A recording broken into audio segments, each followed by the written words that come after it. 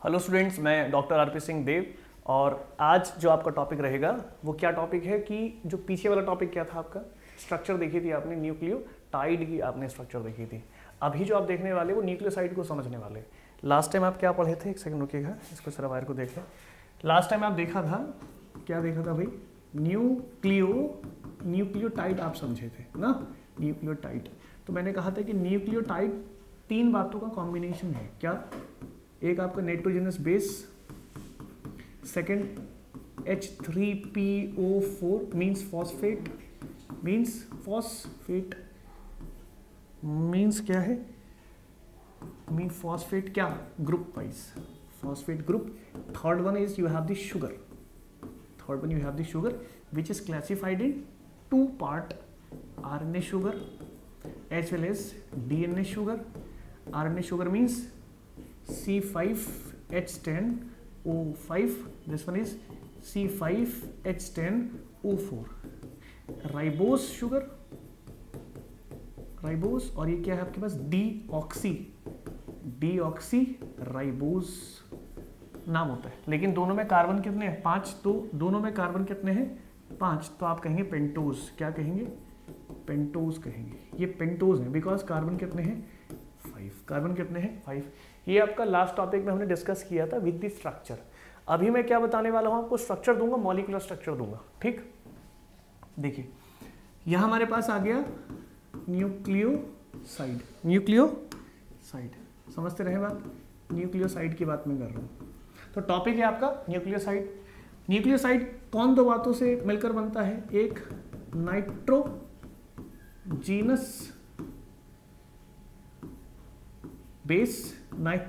Base, as you know, 2 parts, purine, important है, यहां लिखना पड़ेगा, पिरीमिडाइन या पिरीमिडीन लिखते हैं लोग, बोलने का तरीका है, स्पेलिंग तो ठीक रहेगी, वही A और G और U T और C, ये हमारे पास हो गया।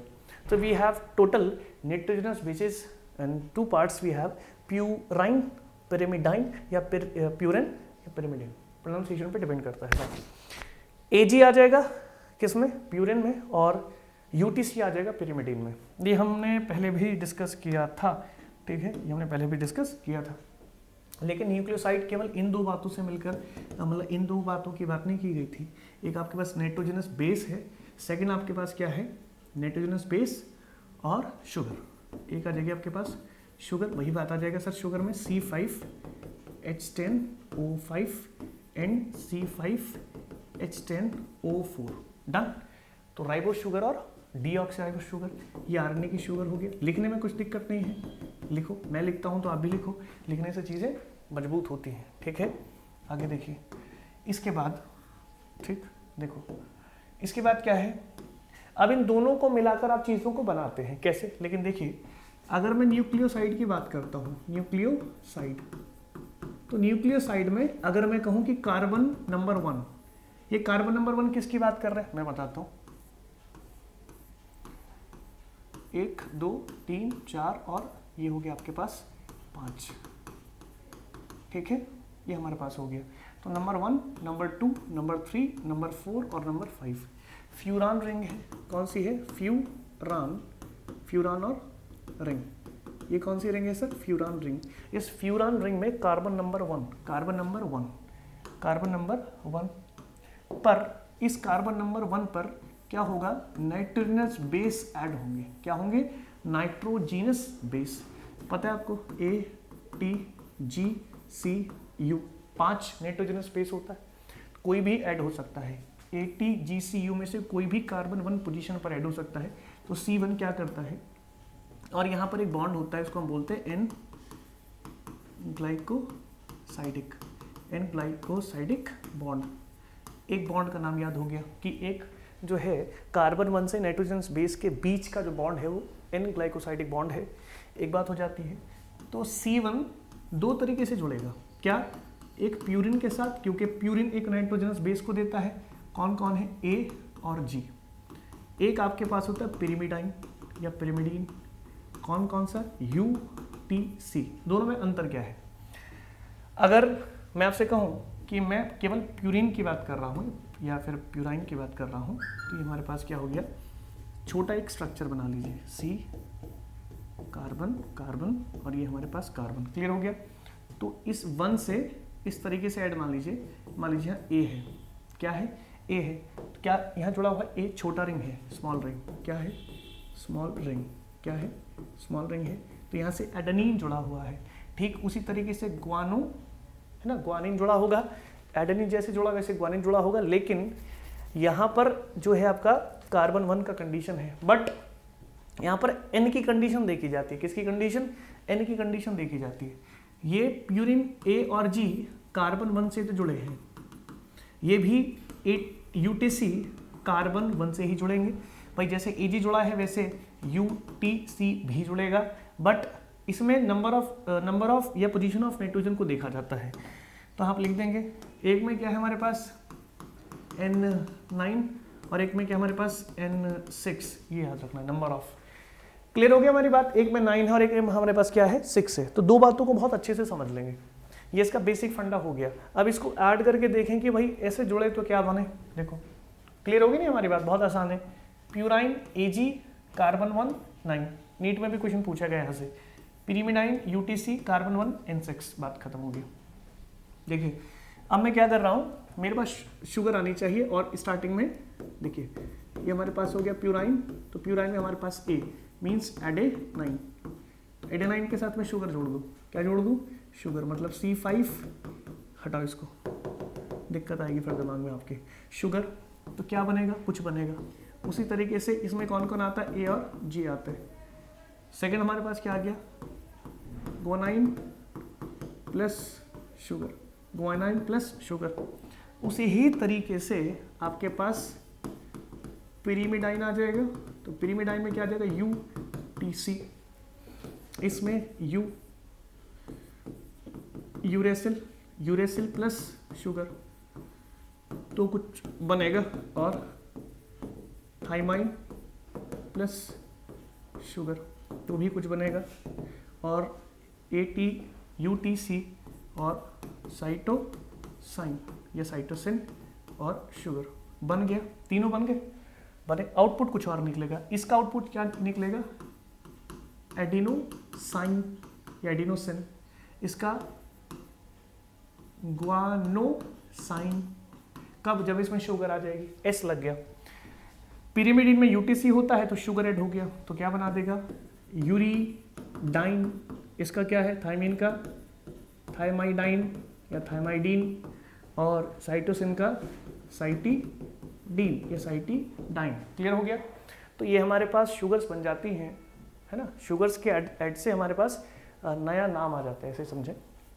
तो हमने क्या बनाया, अभी आपने बना क्या दिया है, एक्चुअल में ये दोनों और ये तीन, ये दोनों मिला दें इन सब बातों को तो ये होते हैं न्यूक्लियोसाइड। क्या है, न्यूक्लियोसाइड। लेकिन न्यूक्लियोसाइड में शुगर को मेंशन नहीं किया गया है। शुगर आप जानते हैं कि दो तरीके का होता है, या तो RNA या DNA, तो उस बात को समझ लेंगे। क्लियर हो गया। जैसे आपके पास क्या है, शुगर की बात की गई है, एग्जाम्पल के तौर पे देख लेंगे। शुगर है हमारे पास, मान लीजिए RNA की, तो आप कहेंगे C5H10 और O5, इसे क्या बोलते हैं, राइबोस। क्या राइबोस, शुगर। इसमें की कॉमन नेम क्या है, पेंटोस। लिखने से चीज़ें आती हैं, बार बार मैं दिमाग में सेट कराता हूँ ये चीज़ें, ठीक है। एक बात हो गया। दूसरा, इसको इसी को यूज़ करें, अब इसको यूज़ कर लें, शुगर यूज़ कर लें, कौन सी, राइबोस शुगर, और उसके रिस्पेक्ट में न्यूक्लियोसाइड बता दिया, न्यूक्लियोसाइड। तो मैंने कहा कि A है तो एडेनाइन है, तो एडेनाइन प्लस शुगर, कौन सी शुगर है, राइबोस शुगर, राइबोस शुगर, ठीक है। नाम क्या होगा इसका, एडिनोसाइन। नाम में कोई फर्क नहीं आया है। अच्छा, इसी के रिस्पेक्ट में अगर मैं कह दूं, क्या, अगर मैं कह दूं कि शुगर है, और शुगर आपकी कौन सी है, DNA की, ठीक है। तो C5H10O4 कौन सी शुगर हो जाएगी, डीऑक्सी राइबोस, ठीक है, शुगर। बात तो वही लिखेंगे आप, पेंटोस, वो तो कॉमन है क्योंकि कार्बन तो 5 है, कार्बन तो 5 है। उसके बाद मैंने कहा कि इसके थ्रू भी न्यूक्लियोसाइड बना दो, इसके थ्रू भी न्यूक्लियोसाइड बना दो। कैसे बनाओगे, मैं इस बार जी का बना दे रहा हूँ, चलो जी का बना दो। तो ग्वानिन प्लस डीऑक्सी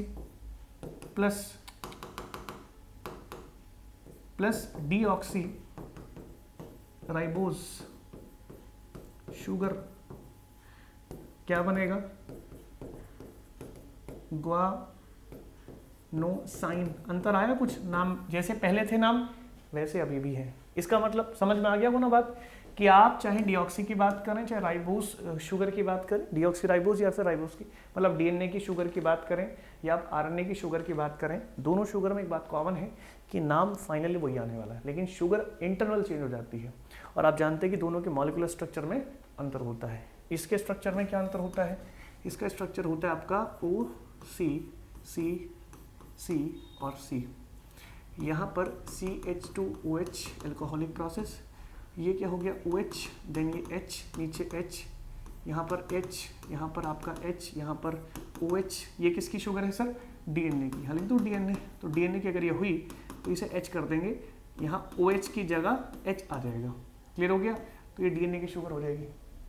और अगर O C और C, यहाँ पर CH2OH, यहाँ पर इसी तरीके से H और OH और H, then H, then OH, then H, then OH। Change नहीं है, नो चेंज।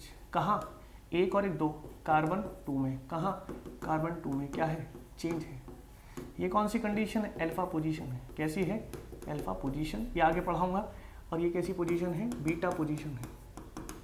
अल्फा और बीटा पोजीशन, ये आपको आगे पढ़ने को अभी मिलेगा। फाइनल हो गया बात, बेसिक है आगे के लिए, लेकिन अभी के लिए तो बड़ा इंपॉर्टेंट है, एक्यूरेट है। ठीक है, आप इसमें जितने भी शुगर उठा लें, कोई भी उठा लीजिए, 1 2 3 4 5, नाम नहीं चेंज होगा, शुगर की कैटेगरी चेंज होगी। मान लीजिए ये डीएनए की शुगर है, मान लीजिए आरएनए की शुगर है, वो आप पे डिपेंड करेगा। ये बात आप सभी जगह फॉलो कर लीजिए, सभी जगह फॉलो कर लीजिए।